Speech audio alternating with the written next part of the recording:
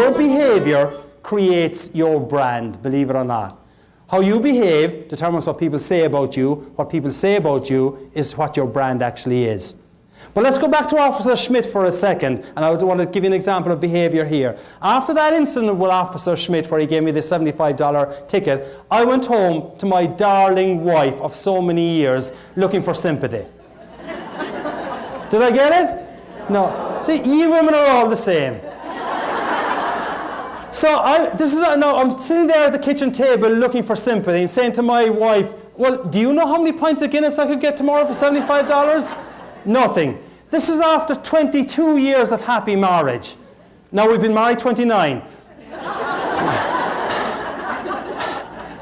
But after a couple of minutes, my wife comes over and she puts a piece of paper down on the kitchen table and she said, I gave you that insurance certificate about 4 weeks ago. I knew you wouldn't put it in the car.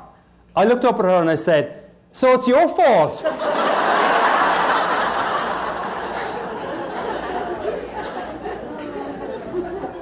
When I regained consciousness, the frying pan, as we call it back in Ireland, was in one hand, divorce papers in the other. But she didn't actually go through with the divorce proceedings, though. But to this day, though, and you men in the audience I know will be able to help me on this, I cannot convince my wife that it was her behaviour that was at fault. So if the men in the audience ever meet my darling wife, just kind of try and win my side of the argument for me. But that's obviously a goofball example about behaviour, though. But your behaviour, as part of the gift of gab, goals, attitudes, behaviour, creates your brand. There's one simple little thing that I suggest to people that will help you to create an even better brand experience and brand behaviour for the people that you work with.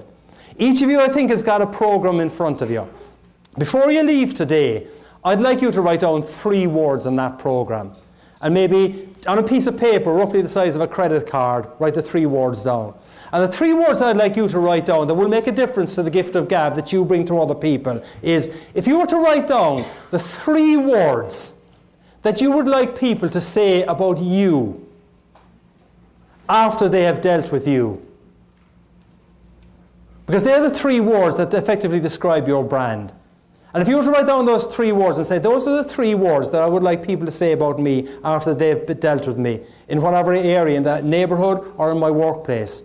If you were to tear out that little piece of paper and put it into your credit card wallet or into your purse, so that when you go to the supermarket tomorrow or you go to the gas station and you open your credit card and you see those 3 words, you can ask yourself, hey, have I been faithful to those 3 words today? Will the last person that I was speaking to on the phone or the person that's just left my office, would they describe me in those 3 words? It's a simple little practice that can make a big difference to you. Goals, attitudes, behaviour.